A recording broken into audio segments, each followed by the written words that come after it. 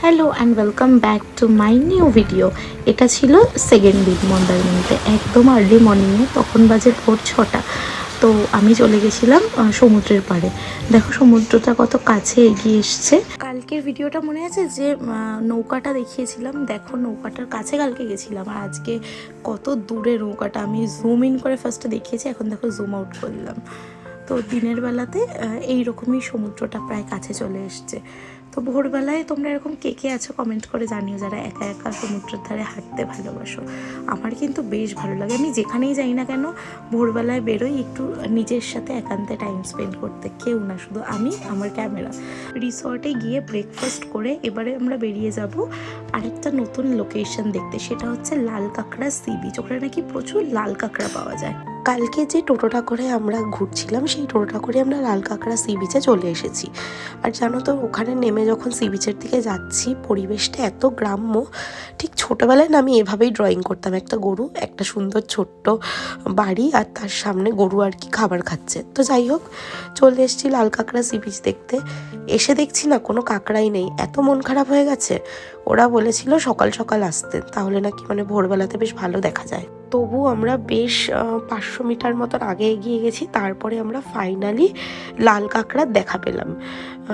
সেই হয় না, বিছানার ওপর লাল চাদর বিছিয়ে রেখেছে কেউ, অবশেষে আমরা লাল কাঁকড়ার ওই রকম দেখা পেলাম। কিন্তু ওরা এতটাই মানে মানুষের সেন্সেশনটা বোঝে, দূরে যাওয়া তো দূরের কথা, মানে ওদের না মোটামুটি একটু সামনে গেলেই ওরা গর্তের মধ্যে ঢুকে যাচ্ছে। তো একটা সময় যাওয়ার পর না চারিদিকটা মানে লালে লাল, দেখো দেখতেও পাবে, কিন্তু যেই ক্যামেরাটা নিয়ে যাচ্ছে টুক করে পালিয়ে যাচ্ছে। আমরা তো প্রায় মেন সি বিচটা থেকে হাঁটতে হাঁটতে 500 মিটার মতন দূরে চলে এসেছি। ওখানে এসে দেখি না প্রচুর মাছ ওরা ট্রলারে করে নিয়ে আসছে। তো জেলেদের সাথে কথা বলে জানতে পারলাম এই মাছগুলো দিয়ে না শুটকি মাছের চাষ করা হয়। তো অনেক রকমের মাছ ছিল ওর মধ্যে, মাছ, সাপের বাচ্চা, তারপরে তোমার ছোট ছোট কাঁকড়া, অক্টোপাস, কিছুই বাদ নেই। কিন্তু বেশি যেগুলো ছিল সেগুলো হচ্ছে ছোট ছোট কাঁকড়া, আর তার সাথে ছোট ছোট চিংড়ি মাছ। তো যাই হোক, এই মাছটা দেখো কি অদ্ভুত দেখতে। তো যাই হোক, এইসব দেখলাম আমরা। দেখে ওনাদের থেকে জিজ্ঞাসা করছিলাম যে কতক্ষণ চাষ হয়, মানে কি বৃত্তান্ত, কতদিন ধরে শুটকি মাছের আর কি এরকমভাবে রেখে দেওয়া হয়, সব প্রসিডিওরটা জানছিলাম। আর খানিকটা দূর হেঁটে যেতেই দেখলাম, আমি না প্রথমে বুঝতে পারিনি এগুলো মাছ, দীর্ঘদিন নাকি এগুলো এরকম এখানে মানে শুকানো হয়, তারপরে এগুলো পার্সেল হয়ে চলে যায় হচ্ছে বিক্রির জন্য।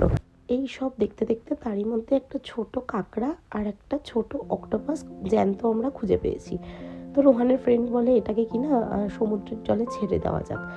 তো ওনাদেরকে সমুদ্রের জলে ছেড়ে দিয়ে আমরাও বাড়ির পথে রওনা দিলাম। আর ফিরতি পথে জানো তো কি দেখলাম, নৌকা তৈরি হচ্ছে। আমি যেহেতু প্রথমবার নৌকা বানানো দেখলাম, আমি খুব এক্সাইটেড হয়ে ওনাদের কাছে গেছি যে ওনাদের থেকে কিছু শোনা যাক যে কতদিন টাইম লাগে, কত টাকা খরচা হয়। তো যাওয়ার পর কাকুটা অনেক দুঃখের কথা শেয়ার করলেন যে বানাতে প্রায় 1 থেকে 1.5 বছর টাইম লেগে যায় নিখুঁতভাবে, কারণ বর্ষাকাল থাকে, আরও অনেক বাধা বিপত্তি থাকে। আর টোটাল নাকি বড় নৌকাটা বানাতে 2 লাখ টাকা মতন খরচা। আর বিক্রি নাকি মানে যেহেতু ওখানের লোকজনের ওপরেই হয়, 50,000 টাকাও নাকি ওনাদের রোজগার হয় না। তাই উনি মানে খুব দুঃখ করে বলছিলেন। তো যাই হোক, চলো ভিডিওটা আজকের মতন এখানেই শেষ করছি। দেখা হচ্ছে আবার অন্য একটি ভিডিওতে। টুডলস।